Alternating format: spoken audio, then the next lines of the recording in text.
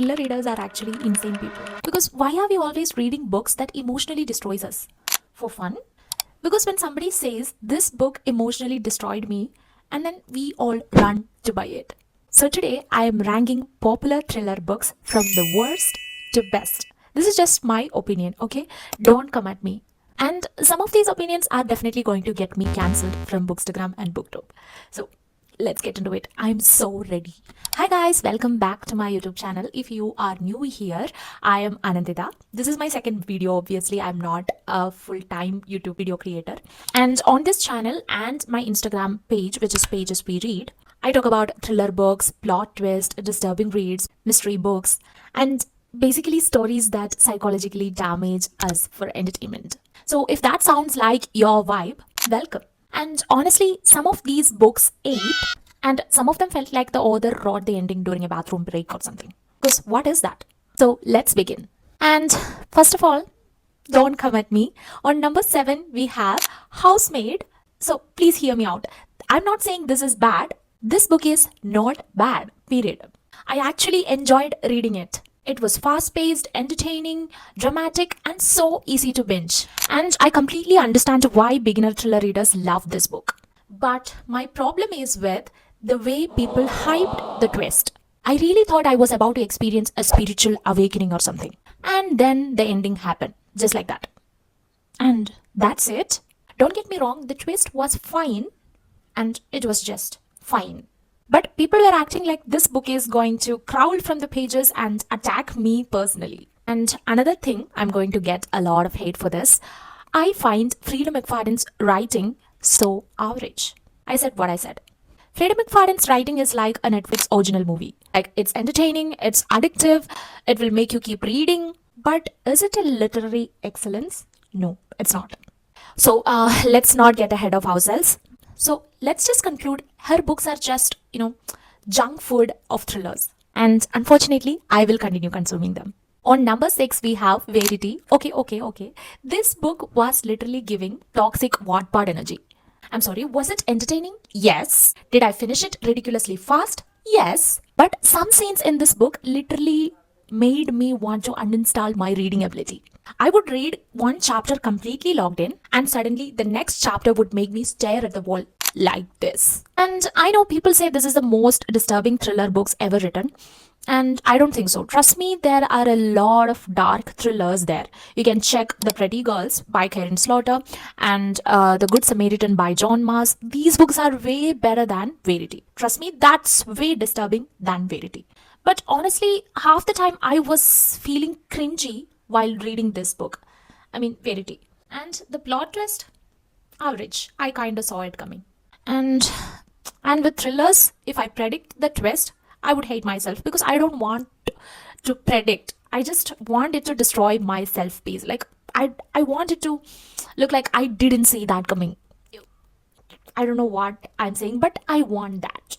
But I will say this, Colleen Hoover knows how to make people keep reading. And that's where it ends. And I'll be honest with you, even while judging the book, I couldn't stop reading the pages. It was really good. The writing is good, but okay. She writes cringy books, that's it. And I'll admit it, the woman has powers, yes. But I won't be reading any more Colleen Hoover books. Thank you. On number 5, we have again a Freida McFadden book, which is The Locked Door.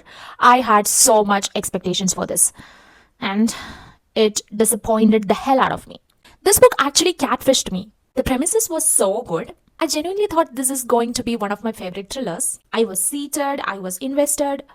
I was so ready to defend this book online. And then the ending happened. Guys, the killer reveal was so ridiculous. I genuinely thought there is going to be another twist. I was waiting for the real ending, and it never came. And I know thrillers are allowed to be unrealistic sometimes, but this reveal felt like the author spun a wheel and chose a random ending. Honestly, what was that? I'm still offended. This book was the worst. Period. On number 4, we have None of This Is True by Lisa Jewell. Don't get me wrong, I loved this book. This book was so close to being elite. The atmosphere, creepy. The podcast format, 8. The tension, amazing. This book had me side-eyeing every character, every single one. Whole story felt unsettling in the best possible way. But then the bonus chapter happened. And I'm sorry, the authors need to stop over explaining thrillers. Because why did Lisa Jewell write a bonus chapter? I hated it. I really don't need the author to sit me down with a PowerPoint presentation and explain every twist that is there. Please stop doing that. Because let me be confused. Let me suffer. That's part of that experience. Because Lisa Jewell, hear me out. Before that bonus chapter, the book was incredible. I hated the bonus chapter. That is why I'm giving this fourth rank. Please. This could have been my #1 recommendation. But what? What did you do? And on number 3, we have A Good Girl's Guide to Murder by Holly Jackson. And I loved every part of this book. I had so much fun reading this book. And also, I loved the TV show. I watched it. It was so great. The casting was so perfect. Pip was iconic and she was literally risking her life for a school project. I loved that energy. I love wire thrillers. Investigation was addictive. The pacing was so good. And yes, I'll admit, parts of it were predictable. Because honestly, I don't even care. The vibes were immaculate. And the small town drama, I loved it. Please inject it into my veins. Because after reading this book, I started the reappearance of Rachel Price and I really loved both of them. I like these kind of Holly Jackson books. Please give me more. And for once, the casting directors of the TV show actually opened the book before directing and casting people. The casting was perfect.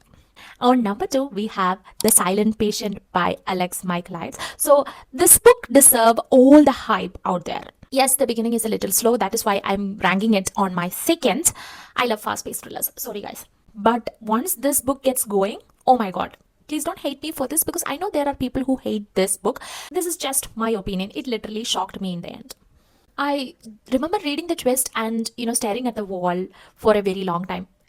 Everything suddenly started to make sense from there. When I actually read the twist, I was like, I immediately wanted to reread this book.